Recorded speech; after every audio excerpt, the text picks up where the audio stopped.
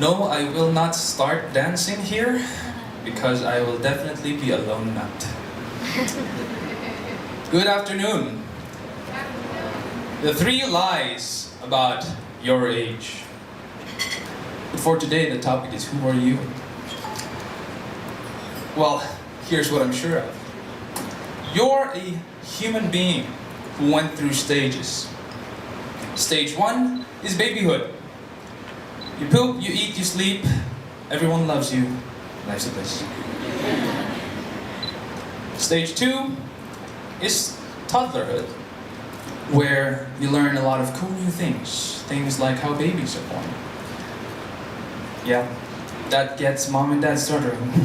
And stage 3 is elementary, where you learn a lot of smart things like math and science, and that you have to do well in school.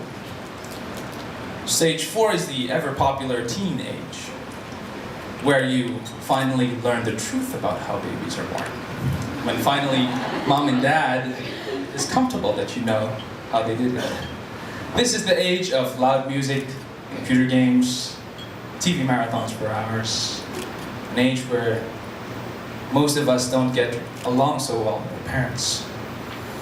And stage 5 is adulthood, where you learn a lot of stupid things.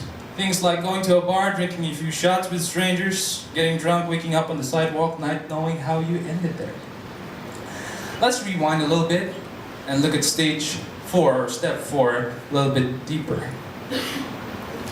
Before 1941, there was no earlier documentation of the word teenager. In fact, the first time it was ever recorded was in a magazine called Popular Science.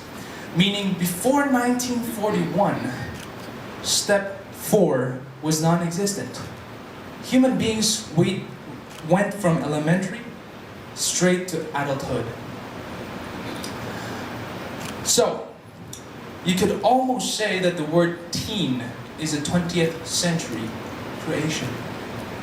It's a sort of a mysterious time in our lives, an effort to categorize that. Where, you'd grow things you wish they wouldn't really grow in. One culture, though, that does not believe in the teenage culture is the Jewish culture. Once a boy turns 13, he goes through bar mitzvah, and thus is given the responsibilities of a man. Which begs the question, why was the culture of being a teen created? What, was there an impending need to be a teen all of a sudden? One possible reason can be derived from a 1944 Life edition of Time magazine. And it says here, and I quote, "American businessmen, many of whom have teenage daughters, have recently begun to realize that teenagers make up a big and special segment of the market." You could almost say that the teen culture was manufactured by the corporations of 1941. It's a new segment of a rich, budding market waiting to be harvested. And while that may be true, since we did embrace the new products, the new services targeted towards us when we were in our teen years, there were serious implications happening behind this new culture.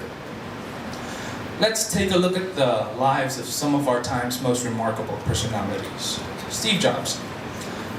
His first job was at Hewlett-Packard, where he cold called Bill Hewlett asking for parts for an electronics project. Bill Hewlett hired him for a summer job. Because of that, he was 13 years old. 10 years later, he will become to be $1 million net worth as an individual. A year after that, 10 million, and yet a year after that, 100 million. At age 25, Steve Jobs was $100 million in net worth as an individual. Now, take Elon Musk, founder of SpaceX and Tesla.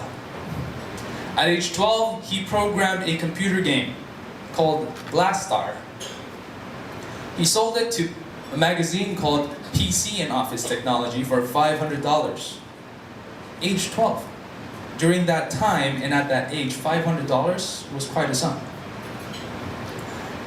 At age 24, he sold his first company, Zip2, to Compaq for $307 million.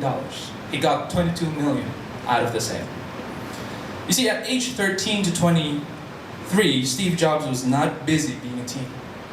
And at age 12 to 24, Elon Musk was not busy being a teen. Which begs the question, why aren't there more Steve Jobs and Elon Musks in our time? I believe it's because of the general implicit mindsets pummeled down to us during our teen years. And what are these mindsets? First mindset, which is also the first lie of our age, is that being a teen is to be a particular type of individual. And we see this in advertisements, and it has become the implicit, widespread notion of what a teen is supposed to be. That we're supposed to act in a particular way, dress in a particular fashion, go to particular places, and have a particular kind of fun. The problem with that is it is strongly defined by the market. The next lie is being a teen stops when we're 20, so we better make the most of it. And the last lie is after we're done being a teen, things will just happen. We'll graduate, we'll land a great job, it'll pay well, and allow us to travel the world. Let's drill it down. First, being a teen is to be a particular type of individual. The problem with this is the particular type of individual is defined by the market. It is strongly shaped by advertising and media. Yes, there are drives that may stem from our emotions, and those may stem from our puberty. But it is strongly shaped by advertising and media, and there's proof. John Twanch and Tim Kasser made a study about the materialism and willingness to work hard of teens today. They drew from a nationally representative survey of 355,000 senior high school students. The questions are pointed towards the importance of having a lot of money and material goods and the willingness to work hard. And here are some of the results of the study. It says 62% of US senior high school students from 2005 to 2007 says it is important to have a lot of money, compared to just 48% in 1976 and 1978. And 39% admit they don't want to work hard, compared to just 25% 3 generations ago. What's up with that? Materialism in adolescence and advertising spends are strongly correlated.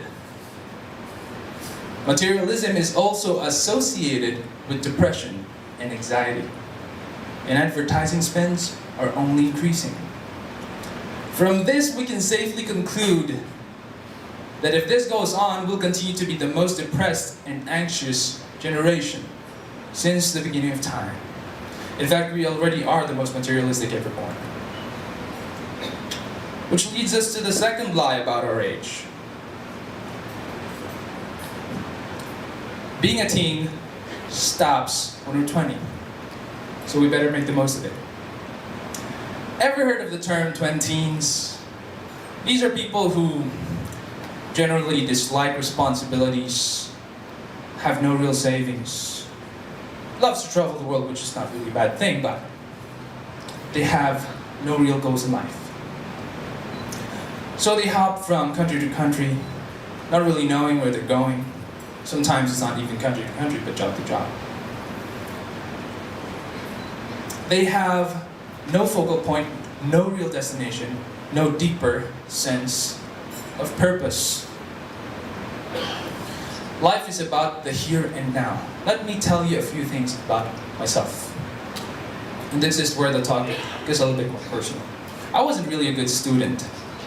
I studied at De La Salle University, failed a lot. I failed 28 units. And during that time, one unit cost a little less than 5,000 pesos. Now, we're not really rich. We were what I would consider as middle class, if there was ever such a thing. And so, disappointing my parents by failing, not due to academic difficulty, but due to cutting classes, I realized I had a problem. And my problem was I was addicted to computer games. What type? Well, the MOBA type. MOBA stands for Massive Online Battle Arena. During that time, it was Dota. And so I was entertained and I loved the game and the thrill of it. And I wasted a lot of my years. And one day I woke up and looked at my hard goals in life. What was I doing to reach that? And one of my goals is to get married and have kids right now. It's one of my goals. A goal that I pegged when I was 12 years old. 12-year-old kid, huh? And I realized I wasn't doing anything. So one day I got up, deleted all of my computer games, went cold turkey, said enough is enough. I did the hard thing. I developed myself personally, finally graduated at 21, started my company, SEO Hacker, a few months after. I met the love of my life shortly after, beautiful young lady in this room. I proposed to my then girlfriend. When I was 22, did a lot of things to develop myself. Proposed to her. Didn't have enough savings, so I worked hard, often 16 hours a day and 7 days a week. Finally had enough money to pay for a 500 guest wedding. Got married at 25 at one of the biggest hotels here in Alabama. Sorry, it's not Vibre. You see, the thing about real hard goals in life is that it will be ever elusive. You'll keep on postponing. You'll keep on reminding yourself about it. Until sadly, it's too late. Because let's face it, there is such a thing as too late. Our bodies have biological time frames that we need to recognize and respect. Age and hormones will not change your attitude. The difference in your character does not change the last day you're 19 and the first day that you're 20. And that's why we see so many 20-teens today living life in a carefree way. And the last lie about our age is that after I'm done being a teen, things will just happen. People in our generation like to think of ourselves as special. And while that may be true in the extent that we all have our own unique fingerprint, sadly it does not extend to work, career, and business. The problem with our generation is that we expect it to. We expect our uniqueness to transcend our need to work hard. Here's the truth. We are not special. I'm saying this from the perspective of the workplace, the marketplace. We're not special. We're just one more employee. We're just one more entrepreneur. In short, we are a statistic. Unless, of course, we make ourselves special. We grind and toil and hard work and studying things that no one else knows about, that no one else has specialized in. We have to make ourselves special. Until we do that, unless we do that, we will be unique only to the extent of our fingerprint. Unique only to ourselves. Here's another truth for you. After you're done being a teen, things will not just happen. The world will demand a lot from you.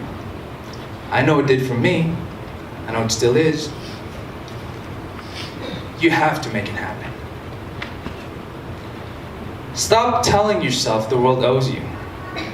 In fact, before you were born, you owe your mother 9 months of lodging. You owe yourself. When we would rather watch YouTube and TV than read a good book and grow, when we'd rather play computer games, waste time like I did, than build real helpful connections in life, when we'd rather spend for the hottest new gadget in town, then save and invest. We owe ourselves. So for today, do me a favor. And for the next few years, tell yourself that you won't be busy being a teen. Don't do it like I did. I wasted a lot of time, started late. You can start early. You have opportunities laid before you right now. You can make breakthroughs. Don't let the world dictate who you are.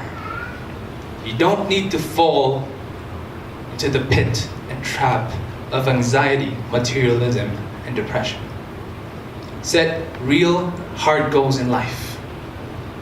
Because when you do things that are hard, when you do things that no one else does, that's when you become unique to everybody and live the life that you want.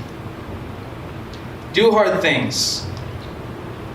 I read this in the good book somewhere, and it says, do not let anyone look down on you because you're young, but set an example for the believers in speech, in conduct, in love, in faith, and in purity.